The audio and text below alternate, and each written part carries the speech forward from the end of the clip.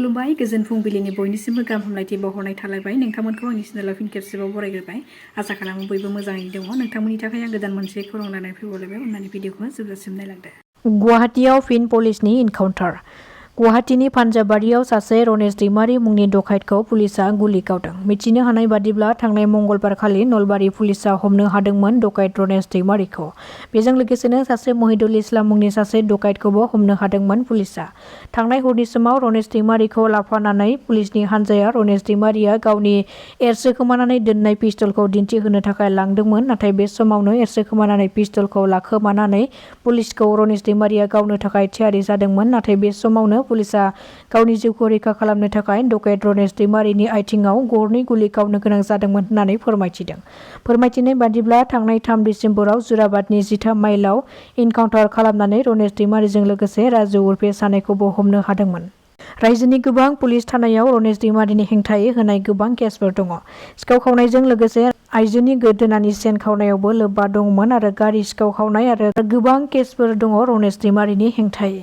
सुलुंनिफ्राय मिथिनो मोनबावनाय बादिब्ला थांनाय मंगलबारखालि सुन्दरपुराव सासे आइजोनि गोदोनानि चेनखौ सेनानै लांदोंमोन। थांनाय 6 एप्रिलावसो जेलनिफ्राय गदोंमोन रनेश दैमारीया। नाथाय जेलनिफ्राय गनाय लोगो लोगोनो 17 एप्रिलनिफ्राय दिसपुरनि मोन 5 ओनसोलफ्राव फिन आरोबाव सिखाव खावनाय खामानिखौ जुरिफिनदोंमोन। दायो जोखोम जानाय रनेश दैमारीखौ फाहामथाय होनाय जादों होननानै खौरां मोननाय जादों। मैया ओइचएस आनजादनि फिथाइ फोसावनाय सानखालिनो सासे फरायसुलिनि जिउ खहा जादों। बजालिनि गोजौ फरायसालिनि ओइचएसनि आनजाद होगिरि फरायसाया आनजादा मोजां जायैनि थाखाय गावनि जिउखौ फोजोबनानै लादों। जिउ खहा जानाय फरायसुलिखौ अंकिता रय होननानै सिनायथिनो हादों आरो दायो अंकितानि गोथै सहखौ पस्टमर्टेम खालामनो थाखाय दैथायहरनाय जाबाय होननानै खौरां मोननाय जादों। 1 मे एबा दिनैनि सानाव हादोरनि राजथावनि गोदान दिल्लीनि कैलाश कल'नियाव बड'फा उपेन्द्रनाथ ब्रह्मनि मुसुखाखौ बेखेवगोन। बड'फा उपेन्द्रनाथ ब्रह्मनि थैनाय सान एबा 1 मे खालिनो बिथांखौ मान होनानै गोदान दिल्लीयाव बेखेवगोन बड'फानि मुसुखाजों लोगोसे लामा।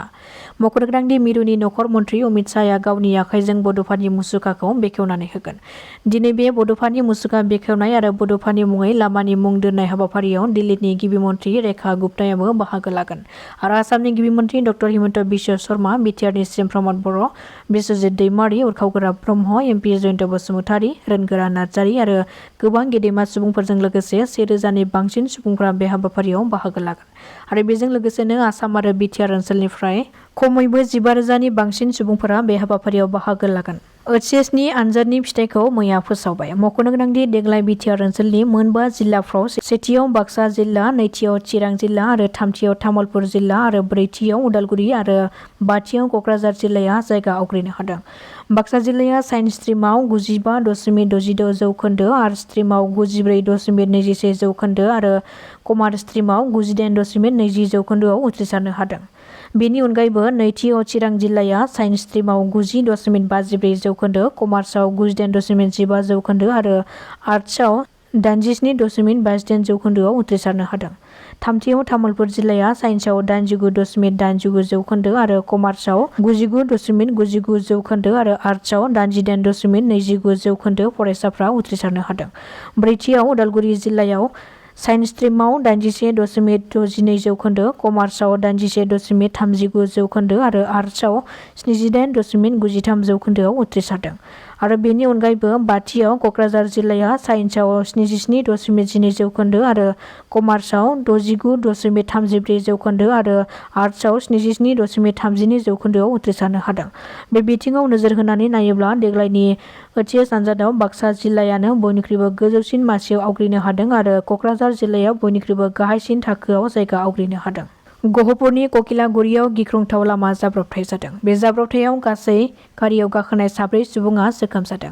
जाथायनि सोमोन्दै मिथिनो हानाय बादिब्ला गंसे AR06A1266 नम्बरनि गंसे एल्ट' गारिया तेजपुर दुलाबारनिफ्राय फैबाय थानाय समावनो कन्ट्रल गोमानानै लामा साखाथिनि डिभाइडाराव गोबारै सौग्रावनायनि जाहोनाव बे गिख्रंथाव जाब्रबथाया सोमजिदों।